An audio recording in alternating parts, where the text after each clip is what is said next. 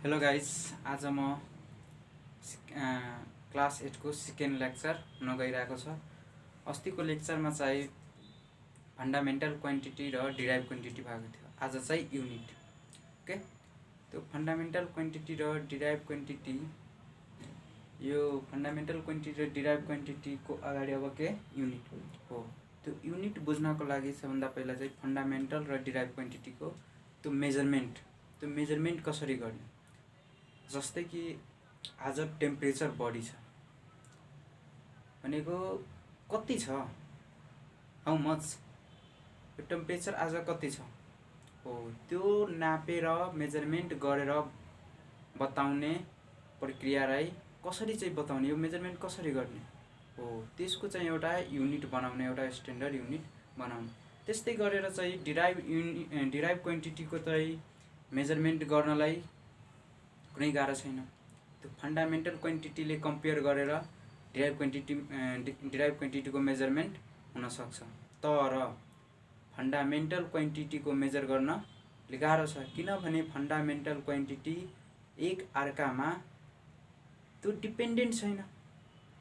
Okay, त्यसैले चाहिँ त्यो मेजरमेन्ट, जस्तै कि एउटा फन्डामेन्टल क्वान्टिटीको एउटा चाहिँ लेन्थ लियो भनेको, मानौ कि यो बोर्डको लेन्थ कति छ भनेको, कति मोर अर लेस भनेको हाउ मच, यसको लेन्थको कति हो, त्यो हाउ मच मेजर गर्नको लागि, फिजिक्सबाट छुटकारा पाउनको लागि त्यो हाउ मच, त्यसलाई चाहिँ एउटा स्ट्यान्डर्ड युनिट बनायो के, त्यो सिस्टम अफ युनिट बनायो। त्यो सिस्टम अफ युनिट बनाउँदाखेरि त्यसको लागि चाहिँ एउटा स्ट्यान्डर्ड क्वान्टिटी चुज गर्नु पर्यो। त्यो चुज गरेर चाहिँ त्यसको कम्पेयर गरेर अरू नाप्न मिल्छ। जस्तै कि मानौ कि यो म मार्करलाई एउटा स्ट्यान्डर्ड क्वान्टिटी मानिदिएपछि के हुन्छ, त्यो मार्करले चाहिँ कम्पेयर गर्ने, यहाँ चाहिँ मानौ यो मार्कर हो भनेपछि यो कति मार्कर भयो, 1 2 3 4 भनेको चाहिँ यो 4 टाइम्स मार्कर भयो हो। त्यस्तै गरेर चाहिँ त्यो 7 वटा फन्डामेन्टल क्वान्टिटीको चाहिँ एउटा युनिट, सबैको एउटा एउटा युनिट बनाउनु पर्यो। त्यस्तै गरेर चाहिँ general conference of weight and मेजरमेन्टमा चाहिँ मिटिङ हुँदाखेरि साइन्टिस्टहरूको अब चाहिँ कतिको चाहिँ लेन्थ बनाउने भनेको, सबैजनाले भन्यो कि अब धेरै ठुलो पनि होइन सानो पनि होइन, त्यो यति ठुलो चाहिँ हाम्रो हात जतिसम्म यहाँसम्म जान्छ त्यतिको कम्पेयर गरेर चाहिँ 1 मिटर बनायो क्या, भन्यो कि आजदेखि यो 1 मिटर हो। त्यो कुरा सबै वर्ल्डलाई थाहा हुनुभयो कि आजदेखि यो 1 मिटर हो, यसले कम्पेयर गरेर अरू लेन्थहरू नाप्न मिल्छ। त्यस्तै गरेर चाहिँ मासको पनि बनायो। अब मासको बनाउँदाखेरि धेरै साइन्टिस्टहरूले भन्न थाल्यो कि होइन, यति ठुलोको 1 केजी भन्नु पर्यो, कसैले भन्नु भने यति सानोको 1 केजी भन्नु पर्यो।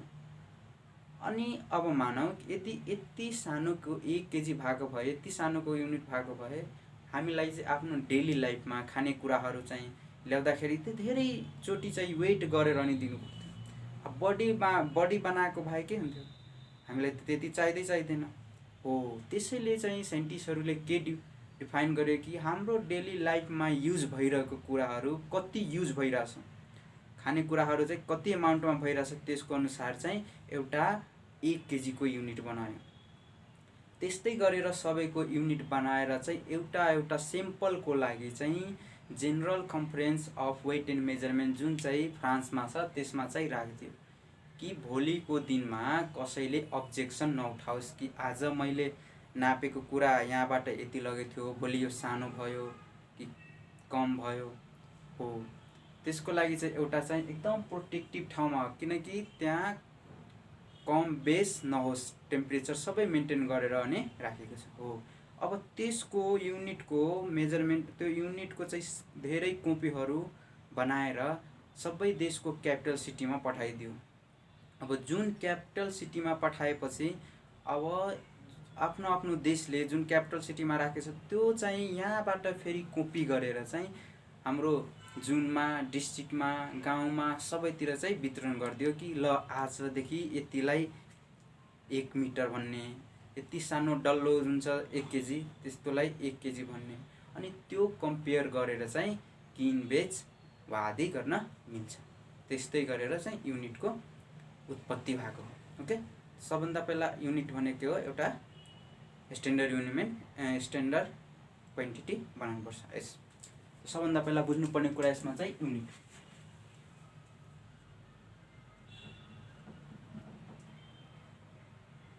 So unit is a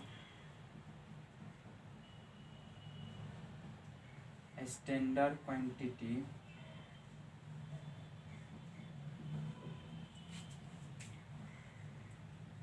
with which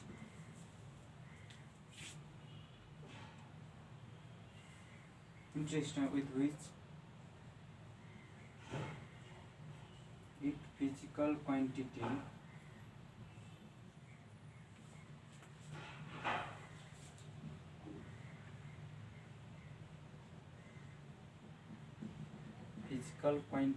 of same kind is compared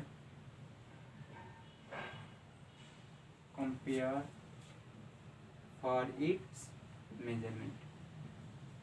हो कम्पेयर गरेर नि नाप्न मिल्छ, त्यो के भयो युनिट। अर्को कुरा चाहिँ यसको भेल्यु कहिले पनि कम वा बढी हुन सक्दैन। यहाँ जति छ अरू देशमा पनि यतिकै हुनु पर्यो भनेको सबै एकदम वेल डिफाइन हुनु पर्यो कि भोलिको दिनमा कसैले पनि अब्जेक्सन उठाउन नमिलोस्। ओके, त्यसपछि त्यसको क्यारेक्टरिस्टिक्सहरू के हुन्छ होला त्यो लेखेर नि म बुझाउँछु।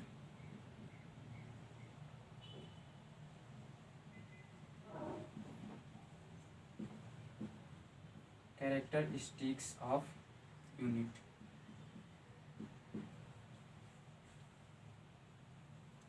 Okay, 1 number, the unit should be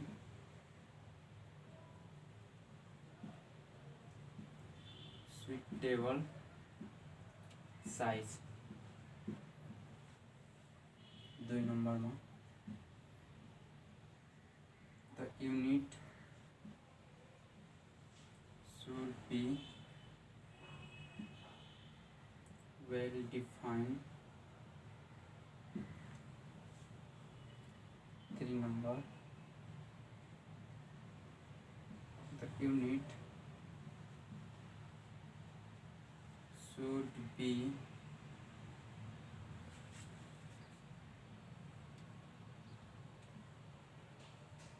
neither change with time or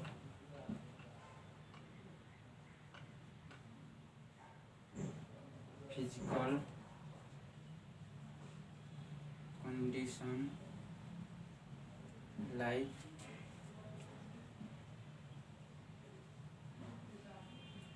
temperature and pressure।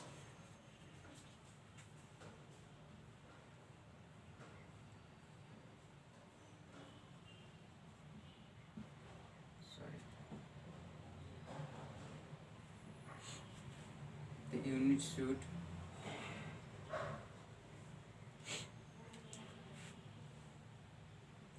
be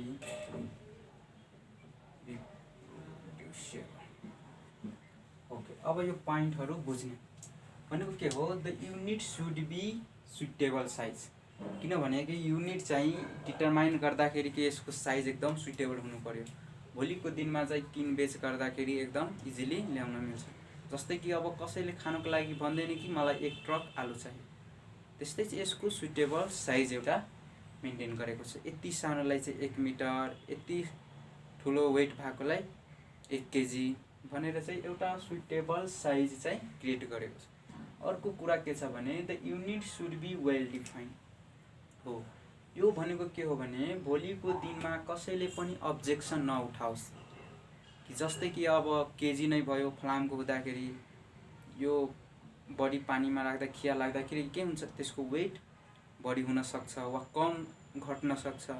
हो, त्यसको लागि चाहिँ भोलिको दिनमा कसैले त्यो नभन्नु परोस् कि यो कम हो यो बढी होस्, यो राम्रोसँग डिफाइन भएको छैन कि होइन आज म यहाँ 1 केजी किन्दाखेरि यति दियो, अर्को ठाउँ किन्दाखेरि अलिक कम थियो भनेको चाहिँ एकदम एकुरेट भनेको चाहिँ जहाँ गए पनि चाहिँ एकदम आफूमा डिफाइन हुनु पर्यो भनेको एकदम एकुरेट आउनु पर्यो, त्यो भन्न खोजेको हो it should be well defined. Okay, त्यसपछि के छ, the unit should be neither change with time और physical condition like temperature and pressure.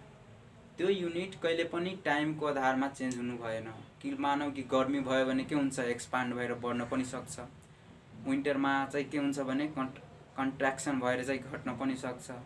हो, अर्को कुरा है टेम्परेचर अनि टाइमको आधारमा धेरै समय भएपछि के हुन्छ, खिया लागेर वा केही भएर चाहिँ घट बढ हुन सक्छ, त्यस्तो हुनु भएन। युनिट भनेको जहाँ पनि गएपछि एकदम एकुरेट। ओके, यदि यस्तो घट बढ भयो भने अर्को चेन्ज गरेर अर्को चाहिँ त्यो गर्न मिल्छ। अर्को कुरा चाहिँ द युनिट सुड बी रिप्रोड्युसेबल। त्यो युनिट जहाँ गए पनि चाहिँ यसको रिप्रोड्युसेबलको अर्थ भयो कि कपी गर्न मिल्छ। अब मानौँ कि सबै देशमा चाहिँ आफ्नो क्यापिटल सिटीमा चाहिँ पठायो एउटा यहाँबाट चाहिँ कपी गरेर अरू ठाउँमा पठायो।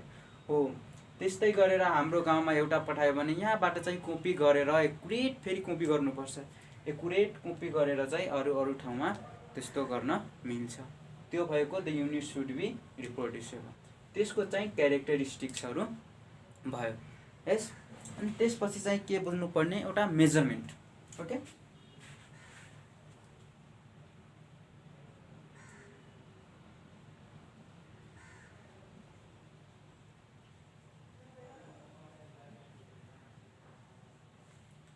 हो, त्यो युनिट भएपछि त्यो युनिट लिएर चाहिँ के गर्नुपर्छ, मेजरमेन्ट गर्नुपर्छ। ओके, कसरी, अब जस्तै कि अगाडि म कम्पेयर गरेको थियो यो मार्कर। ओके, यो मानौ यो मार्करको यो बोर्डलाई म मानौ 20 मल्टिपल भयो भनेको के भयो, यो चाहिँ 25 के भयो मार्कर, बुझ्नु, 25 मार्कर। फेरि मार्कर्स हुनु भएन किनभने यो युनिट हो, एउटै हो। ओके, हो, जुन चाहिँ एउटा चाहिँ के भयो, एउटा न्युमेरिकल भ्यालु पनि आयो अनि एउटा युनिट आयो। हो, अनि यहाँ चाहिँ के भयो, मेजरमेन्ट बराबर यति भयो भनेको एउटा चाहिँ यो मेजरमेन्टको के दुईवटा त्यो फर्म भयो, दुईटा क्वान्टिटी मिल्दो रहेछ के, एउटा न्युमेरिकल भ्यालु र अर्को युनिट। ओके, सबभन्दा पहिला चाहिँ मेजरमेन्ट के गर्नुपर्छ, एउटा कम्पेयर गरेर चाहिँ स्ट्यान्डर्ड क्वान्टिटी कम्पेयर गरेर चाहिँ यसलाई मल्टिप्लिकेसन गरेर नाप्न मिल्छ, त्योहरू भयो मेजरमेन्ट। ओके, ल यसको डिफिनिसन लेख्दाखेरि कसरी लेख्ने, के measurement,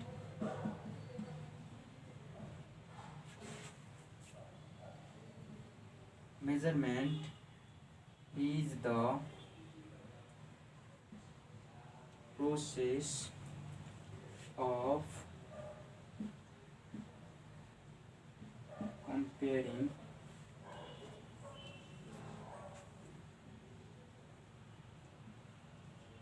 unknown quantity with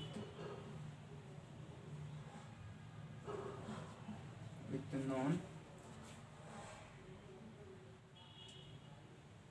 unit is a comparison of unknown quantity with known standard quantity, standard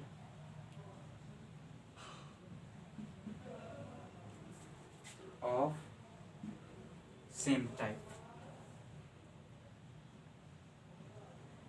same types of same types. Okay, त्यो चाहिँ एउटा स्ट्यान्डर्ड भनेको स्ट्यान्डर्ड क्वान्टिटी, यो स्ट्यान्डर्ड क्वान्टिटी एउटा बनाएर चाहिँ त्यसलाई कम्पेयर गरेर अरू क्वान्टिटीहरूलाई नाप्न मिल्छ। ओके, अब मेजरमेन्टमा के हुन्छ भने दुईटा क्वान्टिटी कन्सिस्ट गर्छ, एउटा चाहिँ न्युमेरिकल, जस्तै कि मानौँ यहाँ 25 केजी केही राइस भयो, मानौँ न राइस इक्जाम्पलको लागि, ठिक है। त्यो 20 केजी राइस भनेको के हो, यो मेजरमेन्ट भएको हो। त्यो मेजरमेन्टमा के आयो, दुईवटा क्वान्टिटी, दुईवटा कम्पोनेन्ट आयो। एउटा चाहिँ न्युमेरिकल भ्यालु अनि एउटा चाहिँ के भयो, युनिट। ओके, अनि यो भयो के मेजरमेन्ट क्वान्टिटी, ठिक छ। त्यसरी नै चाहिँ मेजरमेन्ट हुन्छ। ल so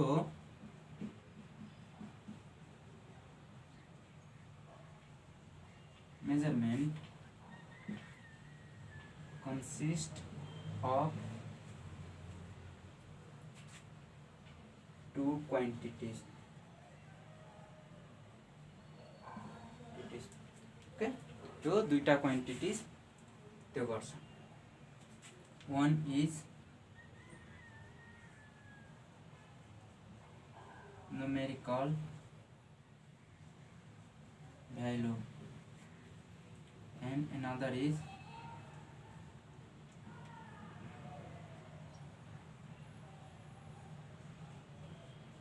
units. Okay,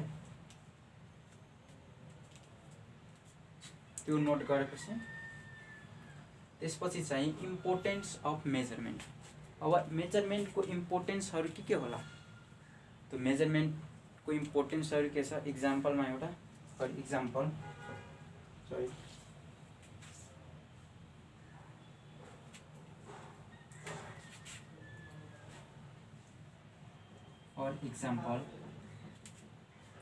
quantity, measurement of quantity is denoted by Q power 25 kg.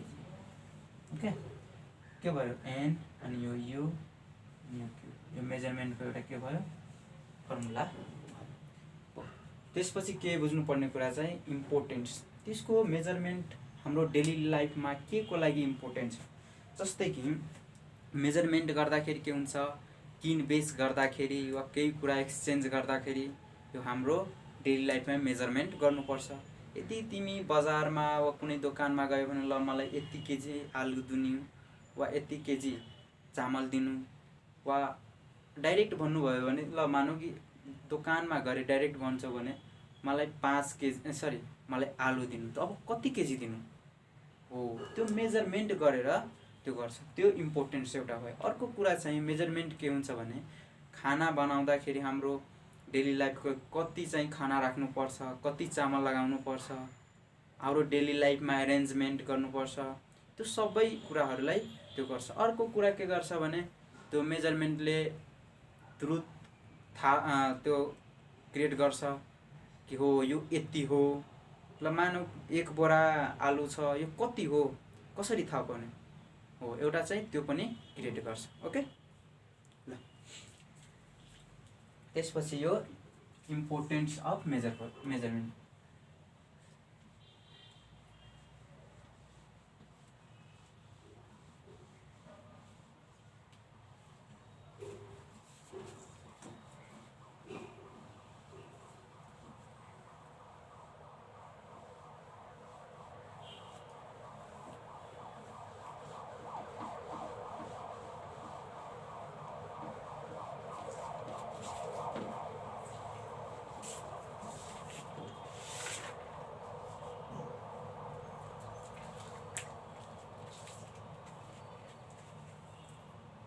Okay,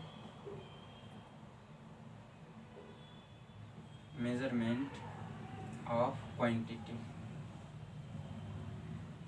quantity को फर्मुला के भयो, Q बराबर n upon U। Okay, example Q बराबर 25 kg वा जे पनि। ल त्यसपछि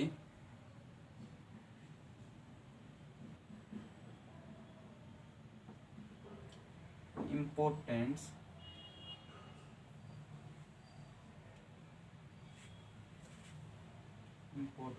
of measurements। त्यसको इम्पोर्टेन्सहरु के होला, 1 number it is necessary for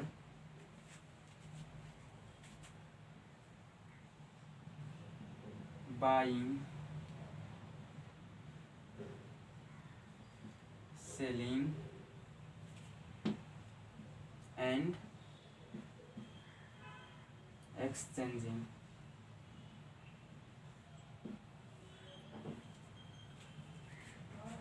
Okay.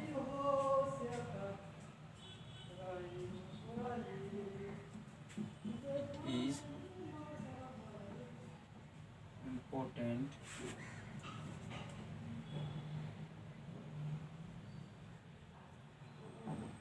to prepare our food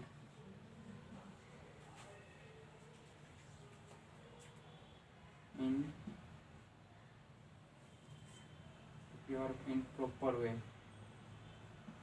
a proper amount. Okay.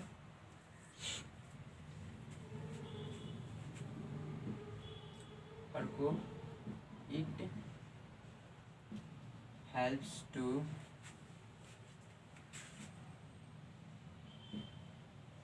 find our truth. Okay. 4 number में, it is important to make proper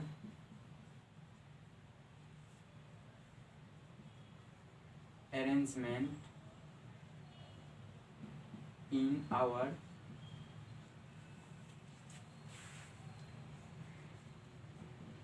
daily life. Okay, और etc. यति हुन सक्छ भनेको के भयो बुझ्नु त. It is necessary for buying, selling and exchanging. त मेजरमेन्ट के गर्न, किन्नको लागि, बेच्नको लागि वा केही कुरा एक्सचेन्ज गर्नको लागि. मानौँ कि म 5 केजी आलु दिँदाखेरि कुनै छिमेकीले अर्कोचोटि चाहिँ यसले पनि त 5 केजी दिनुपर्छ, त्यो पनि एक्सचेन्ज भयो कि. यदि वेट गरेर दिएन भने कसरी थाहा पाउने यो 5 केजी हो कि 2 केजी हो त्यो कुरा. अर्को कुरा के छ भने it is important to prepare our foods in proper amount. कि मानौँ आज घरमा कुनै गेस्ट आइदियो, ल 5 जना आइदियो भने कसरी थाहा पाउने कि 5 जनाले यति भात खान्छ. चाहिँ एउटा चाहिँ प्रोपर एरेन्जमेन्ट गरेर नापेर चाहिँ ल एउटा ग्लास छ भने हामीहरू एकजना मान्छेलाई एक गिलासले पुग्छ भने 5 जनाले 5ले गेस गरेर चाहिँ के भन्छ, गेस गरेर चाहिँ एप्रोसिएट त हुन्छ नि हो. यसरी चाहिँ थाहा हुन्छ.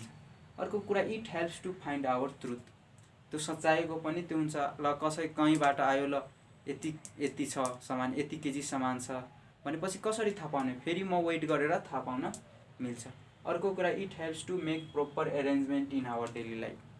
हो, हाम्रो डेली लाइफमा कुनै काम हुँदाखेरि हाम्रो चाहिँ यो यति छ, यो छ भनेर चाहिँ प्रोपर एरेन्जमेन्ट गर्ने कि होइन आज यति त्यो गर. ल दालै पकाउँदाखेरि के हुन्छ भने यति थोरै नुन हाल, यति हल्दी हाल्नुपर्छ भनेको आफ्नो डेली लाइफमा चाहिँ प्रोपर एरेन्जमेन्ट गरेर चाहिँ त्यो हुन्छ. ल मानौँ 1 केजी दालमा 1 केजी नुन हालिदियो भने के हुन्छ, बिग्रिन्छ. हो, त्यो गरेर चाहिँ एउटा एरेन्जमेन्ट गरेर यतिले यो हुन्छ, यो मिठो पाक्छ, यो त्यो गर्छ. त्यो सबैको लागि चाहिँ के हुन्छ भने यो मेजरमेन्ट हाम्रो डेली लाइफमा सबै कुरा मेजरमेन्ट एउटा प्रोपर वेले त्यो गराउँछ. ओके, थ्याङ्क यू आजको लागि.